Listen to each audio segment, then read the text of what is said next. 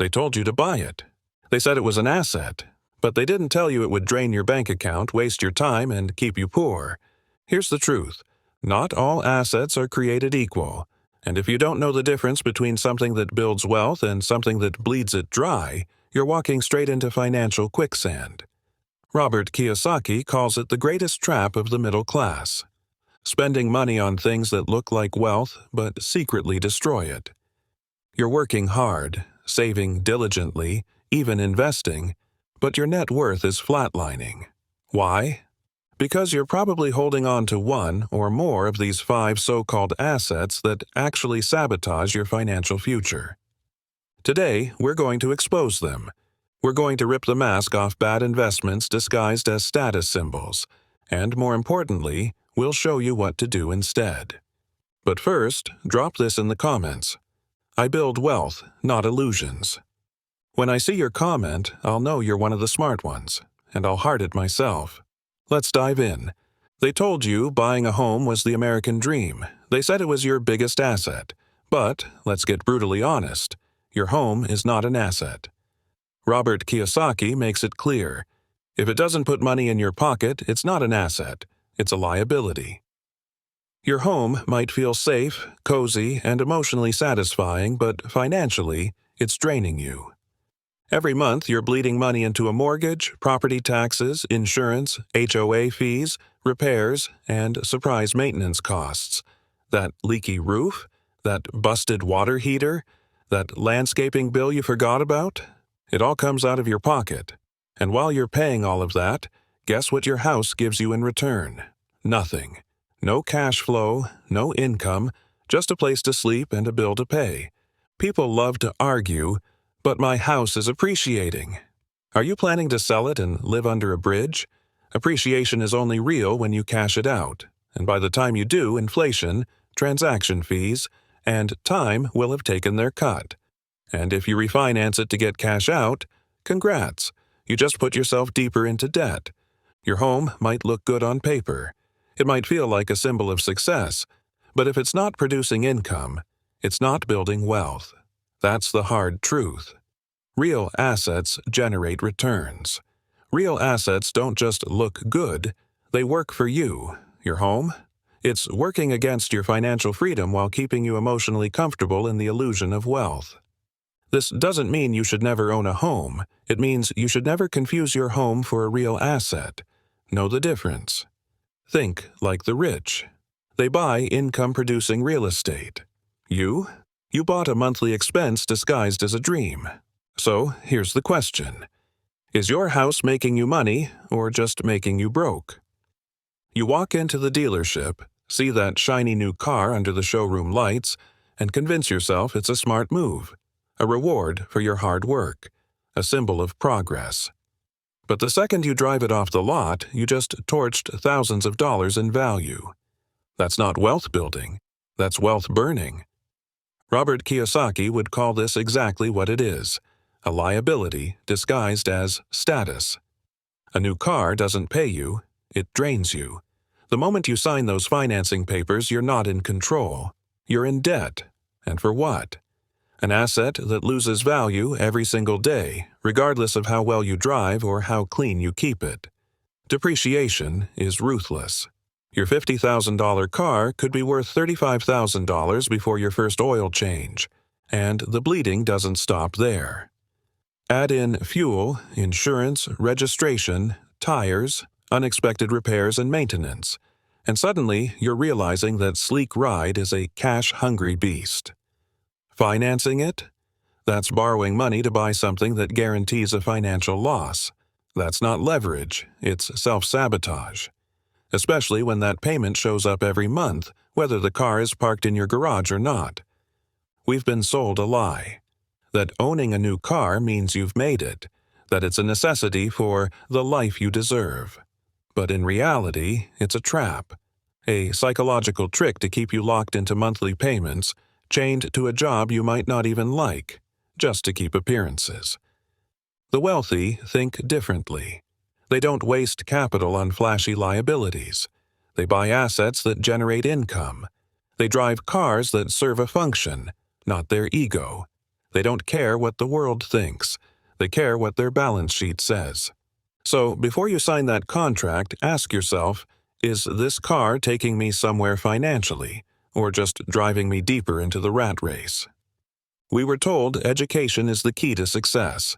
That if you go to college, get the degree, and follow the rules, life will reward you with a high-paying job and financial freedom. But no one talks about the mountain of student loan debt you're signing up for, or the fact that your shiny diploma might not come with a paycheck big enough to justify the cost. In Robert Kiyosaki's world, if it doesn't create cash flow, it's a liability. And that's exactly what most degrees have become: expensive liabilities wrapped in tradition. Student loans for low ROI degrees are one of the most dangerous financial traps you can fall into. You're not building wealth. You're buying a piece of paper that hangs on your wall while your loan balance compounds with interest. You graduate with thousands, or even hundreds of thousands, in debt and then scramble to find a job that doesn't even require the degree you paid for. That's not a plan. That's financial slavery dressed as ambition. The worst part? The system rewards conformity, not critical thinking. It doesn't ask, will this degree increase your income? Will it create opportunities? Will it put money in your pocket, or just pride in your voice when you say your major? If the answer is no, you didn't invest in your future, you financed your past. Kiyosaki isn't against education. He's against bad financial decisions disguised as noble goals. Education is powerful when it teaches you how to make money, solve problems, and create value in the marketplace. But when it becomes an overpriced ritual with no clear ROI, it's just an emotional purchase with a lifetime payment plan. Before you take on student debt, ask yourself, is this degree a stepping stone to cash flow or a detour into debt? Because if you're not careful, you'll spend your most productive years paying for a decision that never paid you back. A beach house, a mountain cabin, a lakefront retreat. It all sounds like the dream, right? The perfect weekend escape, a status symbol, a place to invest your money. But let's stop romanticizing liabilities. If you're not renting that vacation property out, it's not an asset. It's a financial burden wearing a pretty view. Robert Kiyosaki teaches that an asset is something that puts money in your pocket. A vacation home that sits empty 80% of the year while you foot the bill for utilities, property taxes, insurance, repairs, landscaping, and HOA fees. That's not helping you retire early. That's helping you stay broke with a nice Instagram feed. You don't own that house, it owns you. People love to say it'll go up in value, but appreciation doesn't pay the bills today. You can't cash flow a maybe. Until you sell, that value is locked up and useless. And in the meantime, you're throwing cash at an asset that gives you no return unless you start monetizing it. A vacation property without income is like hiring an employee who never shows up to work. High cost, no output. Here's the truth most won't tell you. The cabin in the woods or that beach condo isn't making you rich. It's silently draining your wealth, one bill at a time. You're paying for a fantasy that sounds good in theory but rarely pays off in reality. And while you're writing those checks, real investors are putting their money into income-generating properties that cover their costs, and then some. Owning a vacation home isn't wrong, but confusing it for a smart investment is. If it doesn't pay you, it costs you. If you're not renting it, leveraging it, or profiting from it, you're just financing an illusion of freedom. So ask yourself this: are you vacationing into wealth or into a wealth trap with ocean views and a monthly invoice? You heard your coworker say, "Tesla's hot right now," so you pulled out your phone, tapped a few buttons, and bought some shares. That's not investing. That's gambling with a stock ticker. And Robert Kiyosaki would be the first to tell you you're not in the market. You're in the casino. And the house always wins. The biggest mistake people make with stocks isn't losing money. It's thinking they're investing when they're really just speculating. They have no idea what the company does, how it makes money, what its debt looks like, or who's running it. They just see a chart going up, and they want in. But if you can't explain how the company turns a profit or why its price is moving, You're not an investor. You're a follower chasing hype. Kiyosaki doesn't invest in things he can't control. He prefers hard assets, real estate, businesses, commodities, things with tangible value and predictable cash flow. Because control matters. Knowledge matters. And with most stocks, you have neither. One earnings miss, one scandal, one CEO resignation, and your hot tip turns into a cold reality. Wall Street thrives on this. They want uneducated buyers flooding the market with emotion. Buy high, sell low, repeat. That's the cycle. And unless you understand the fundamentals, cash flow, balance sheets, industry cycles, you're just meat for the machine. The market doesn't care how badly you need that win. It rewards preparation, not wishful thinking. This doesn't mean you should avoid stocks altogether, but it means you should treat them with the respect they demand. Study the business. Learn the game.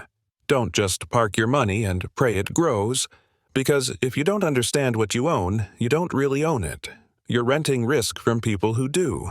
So before you throw your next paycheck into the market, stop and ask, do I really understand this company, or am I just rolling the dice with a suit on?